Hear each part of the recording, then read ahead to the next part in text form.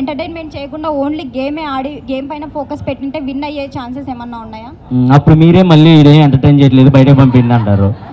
ఏమండి అదే నేను అక్కడ లోపలికి వచ్చిన అంటే ఓటు అప్పీల్ కోసం వచ్చినప్పుడు కూడా జనాలు అడిగారు నన్ను, ఏంటి మీరు ఓన్లీ ఎంటర్టైన్ చేయడానికే వచ్చారా, ఒకవేళ ఎంటర్టైన్ చేయకుండా గేమ్ ఆడితే ఏంటంటే వచ్చిన ప్రతి ఒక్కళ్ళు మీరు ఇతను ఇలా ఉంటాడు ఇతను ఇలా ఉంటాడు ఇతను ఇలా ఉంటాడని మీకు ఎవరి గురించి తెలియదు. బట్ ఇమాన్యుయల్ అనేవాడు ఎంటర్టైన్ చేస్తాడని మీ అందరికీ తెలుసు. అలాంటిది నేను వెళ్ళి లోపలికి వెళ్ళిన తర్వాత ఏం ఎంటర్టైన్ చేయకుండా ఓన్లీ గేమ్స్ ఆడుకుంటూ కూర్చుంటే అసలు మేము వీడి నుంచి ఎక్స్పెక్ట్ చేసేదే ఎంటర్టైన్మెంట్ కదా, అది పక్కన పెట్టేసేది ఏంటని మీరే నన్ను బ్యాడ్గా ఫీల్ అవుతారు. ఇమాన్యుయల్ గేమ్ ఆడినా ఆడకపోయినా ఎంటర్టైన్ చేస్తే చాలు అనుకునే పర్సన్స్ కూడా చాలామంది ఉన్నారు ఆడియన్స్లో. సో నేను ఎంటర్టైనర్ గెలవాలి అని అనుకోవటం తప్పు కాదు, ఎంటర్టైనర్ గెలవాలి అనుకోవాలి. ఎంటర్టైనర్ గెలవాలంటే ఓన్లీ ఎంటర్టైన్మెంట్ చేస్తేనే సరిపోదు, కన్ఫామ్గా గేమ్స్ ఆడాలి, కన్ఫామ్గా విన్ అవ్వాలి, మన ఎఫర్ట్స్ కనపడాలి. ఈ రెండు ఉంటేనే ఎంటర్టైనర్ విన్నర్ అవ్వగలడు అని నేను బలంగా నమ్మి లోపలికి అడుగుపెట్టాను.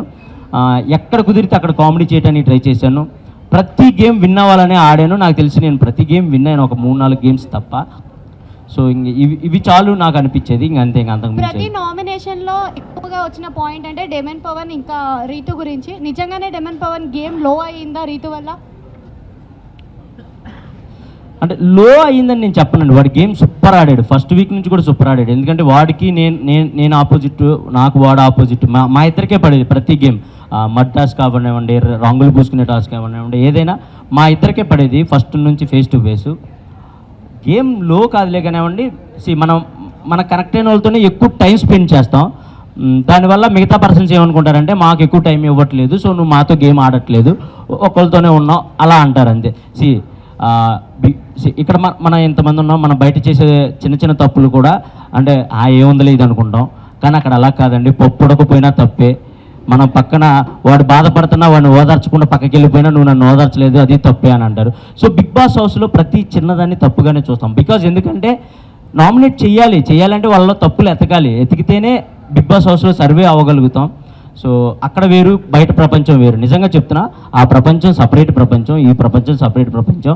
అక్కడ చూసినట్టు ఇక్కడ ప్రతిదీ తప్పులా చూస్తే అసలు వర్కౌట్ అవ్వదు. కానీ అక్కడ నేర్చుకోవాల్సింది ఏంటంటే ఎంత తప్పు చేసినా, ఎంత తిట్టుకున్నా, ఎంత కొట్టుకున్నా చచ్చినట్టు మళ్ళీ మనం వాళ్ళతో మాట్లాడతాం, వాళ్ళతో ఇంటరాక్ట్ అవుతాం, వాళ్ళతో కామెడీ చేస్తాం. అదొక్కటి నేర్చుకొని బయట ప్రపంచంలో కూడా మనకెవరితో గొడవ అయితే దాన్ని వాళ్ళతో మళ్ళీ ఇంటరాక్ట్ అయ్యి దాన్ని సార్ట్అవుట్ చేసుకుంటే లైఫ్ చాలా బాగుంటుంది. అది బిగ్ బాస్కి వెళ్ళిన ప్రతి ఒక్కళ్ళు నేర్చుకుంటారు, నేను నేర్చుకున్నాను.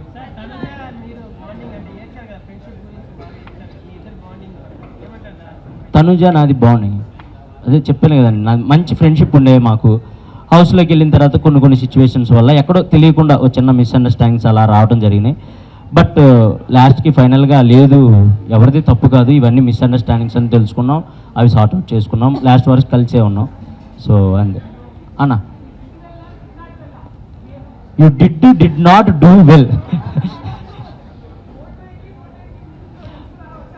తెలుసుకున్నాను అన్న, తెలుసుకున్నాను లేనా, ఎందుకు అందరి ముందు.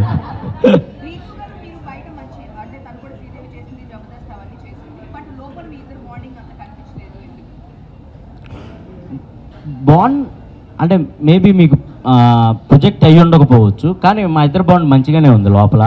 తనకి గేమ్లో ఏదైనా డౌట్ వచ్చినా వెంటనే వచ్చి తను ఒక 2 minutes అని అడిగిద్ది, వెళ్తాం గ్రౌండ్లో కానీ వాష్రూమ్లో కానీ కూర్చుంటాం, నాకు ఇలా అనిపిస్తుంది అంటే అది కాదు ఇలా చేయి, ఇది కాదు అలా చేయి అని చెప్పేవాడిని. మోస్ట్ ఆఫ్ ది ఎక్కువ మందికి నేనే సలహాలు ఇచ్చేనేమో నాకు తెలిసి హౌస్లో, వాళ్ళు ఆడే గేమ్కి కానీ వాళ్ళ స్ట్రాటజీలకు కానీ, ఇలా కాదు ఇలా చేస్తే కరెక్ట్, ఇలా కాదు ఇలా చేస్తే కరెక్ట్ అని. సో ఆ విధంగా మా బాండ్ అయితే మంచిగానే ఉంది. రీతుది నాది ఎక్కడ నేను తను నామినేట్ చేసినా ఈ రోజు తను ఫీల్ అయ్యేది కదా, తను నన్ను నామినేట్ చేసినా నేను ఫీల్ అయ్యేవాడిని కాదు. ఓకే ఇదంతా నామినేషన్ ప్రాసెస్ కదా అని పక్కకు వచ్చేసేవాళ్ళం. సో అంతే, మంచిగానే.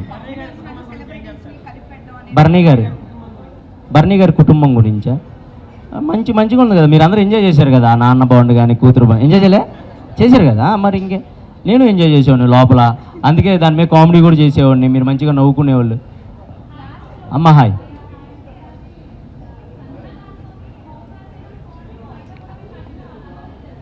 లేదమ్మా, బయట కూడా కంటిన్యూ చేయాలి. నేను చచ్చేదాకా సంజన గారిని వదలను, మీకైతే ముందుగానే చెప్తున్నా. అండ్ మీరు ఏమైనా అనుకోండి, గేమ్ కోసం ఉన్నాను అనుకోండి, ఏదైనా అనుకోండి, మా ఇద్దరు మనసులకు తెలుసు మేము ఎంత దగ్గర అయ్యామనేది. వాళ్ళ సొంత కొడుకు అలారికిని ఎంత ముద్దుగా అయితే చూసుకుంటుందో నన్ను కూడా అంతే ముద్దుగా చూసుకుంటుంది. వయసులో ఇంత పెద్దోన్నైనా కూడా అంటే నాకు ఇన్ని సంవత్సరాలు ఉన్నా కూడా తను ఏ రోజు కూడా అది ఫీల్ అవ్వదు, ఇంతోడు వచ్చి నన్ను అమ్మ అని పిలుస్తున్నాడని ఏ రోజు కూడా ఫీల్ అయ్యేది కాదు.